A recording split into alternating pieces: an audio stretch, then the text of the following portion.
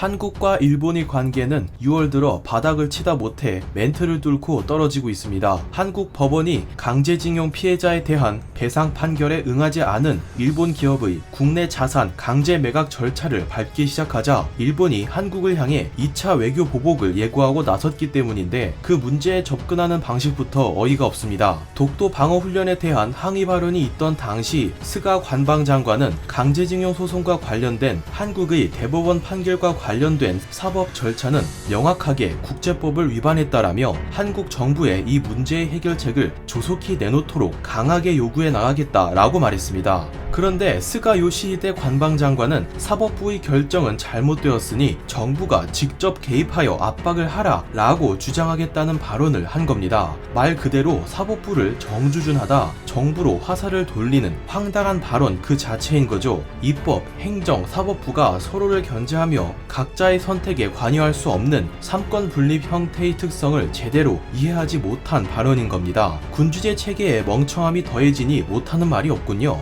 일본이 이렇게 자신들의 국제적 위상을 떨어뜨리는 자충수임에도 연일 한국을 내리깎으려는 이유는 다름 아닌 포스트 C19 시대의 대한민국 위상이 예년 같지만 않아졌기 때문입니다. 미국 트럼프 대통령은 백악관 청와대 직통 전화를 통해 한국을 기존 G7에 포함시키겠다며 러브콜을 걸어왔고, 중국과 대립각을 세우는 대표적인 유럽 국가 체코는 한국과의 의리를 강조하며 국경 재개방과 함께 1차 허용국으로 한국을 선정했습니다. 미국과 대립각을 세우는 러시아조차 한국과의 협력을 강조했습니다. 미하일 미스슈틴 러시아 총리는 한국의 정세균 총리와의 통화에서 한국의 C19 방역 경험에 관심을 표했던 것으로 전해졌습니다. 이에 정 총리는 한국의 경험이 도움이 된다면 적극 공유하겠다라며 화답했고, 한러 상호 교류의 해를 1년 연장, 그리고 10월 모스크바에서 열릴 오픈 이노베이션을 계기로 러시아 방문을 요청받기도 했습니다. 러시아는 앞선 4월 방역 수칙을 준수해 달라라며 삼성과 현대를 비롯한 한국 공장들의 재가동 요청을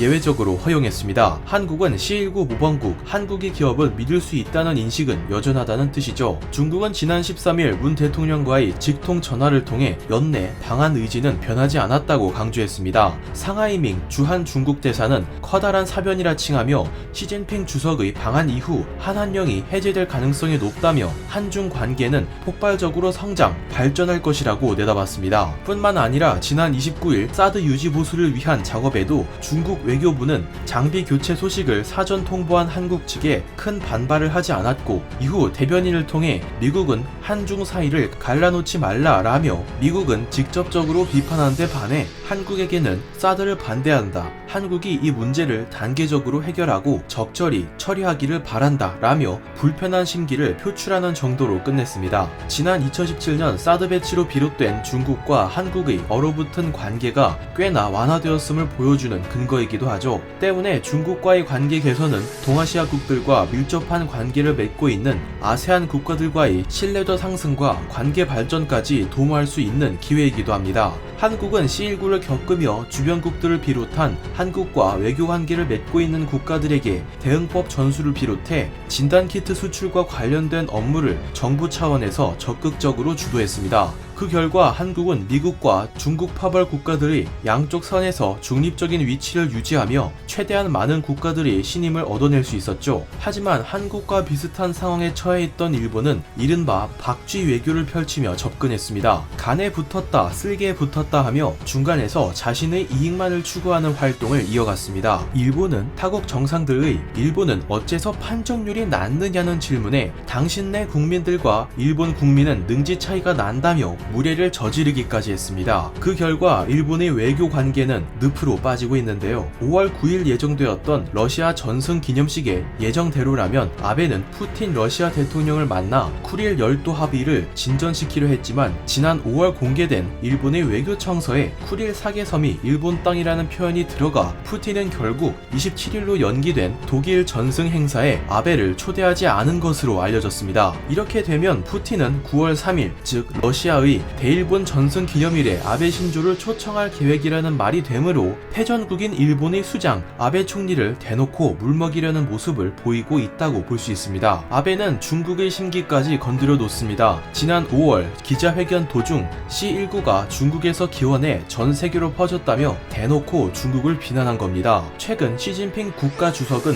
미중 신냉전으로 주변국들이 협력을 도모하며 각국 정상들에게 직통 전화를 돌리고 있는데요. 이 때문인지 유일하게 아베 총리만 시진핑의 전화를 받지 못해 논란이 되고 있습니다. 문 대통령은 이미 지난달 13일에 두 번째 전화를 받았거든요. 설상가상으로 아베 내각은 미국 편에 확실히 서야 한다며 시진핑 주석의 방위를 반대하는 입장을 내놓기까지 해서 중일 관계는 말 그대로 막장을 달리고 있습니다. 그런데 의외로 미국이 심기까지 건드리는 일이 일어나는데 일본 교도통신에 따르면 일본 정부는 미국, 영국, 호주, 캐나다가 공동 성명을 발표하기 전 홍콩 보안법 비판 서명에 참여 의사를 타진했으나 중일 관계의 악화를 우려해 참여하지 않았고 미국을 비롯한 관계국 사이에서는 일본에 크게 실망했다는 목소리가 나오고 있다고 보도했습니다. 아베가 지난 2012년부터 지구본 내리보듯 외교를 하겠다는 이른바 지구본 외교가 밑에서 지구본을 올려다보는 상황으로 대단히 꼬여버린 상황입니다. 바로 옆에 붙어있는 한국과도 외교 관계가 개판인데 멀리 떨어진 다른 나라와 좋을 수가 없죠. 아베는 지푸라기라도 잡는 심정으로 극우층 결집을 위해 한국에 추가 보복을 예고했지만 사실 더 이상 내세울 카드는 없다는 분석이 줄기차게 나오고 있습니다. 산케이 신문은 일본 정부가 두 번째 외교 보복에 대해 한국 내 투자 자산 회수, 무역 규제 재검토 등을 준비하고 있지만 이 같은 대응 조치는 사실상 국제법상의 논란 여지가 있으며 비자 제한과 같은 조치는 이미 C19를 빌미로 시행 중이며 한국 기업에 대한 대출 및 투자금 회수, 금융이나 신용등급 인하는 일본 경제에도 상당한 피해가 갈 수 있어 효과가 제한적일 것이라고 내다봤습니다. 아베가 이렇게 본인 잘못을 뉘우치지 않고 한국 때리기에 집중하던 사이 내각 지지율은 연일 떨어지고만 있습니다. 지지통신의 6월 여론조사에 따르면 응답자의 61.3%가 거부감을 표출하고 있으며 그 이유로는 총리 자체를 신뢰할 수 없다는 이유가 41.4%로 가장 높았습니다. 더욱 놀라운 것은 지지한다는 선택지를 고른 사람들이 최대 이유로는 적당한 사람이 없다가 선정됐다는 것이죠. 이상 퀴즈였습니다.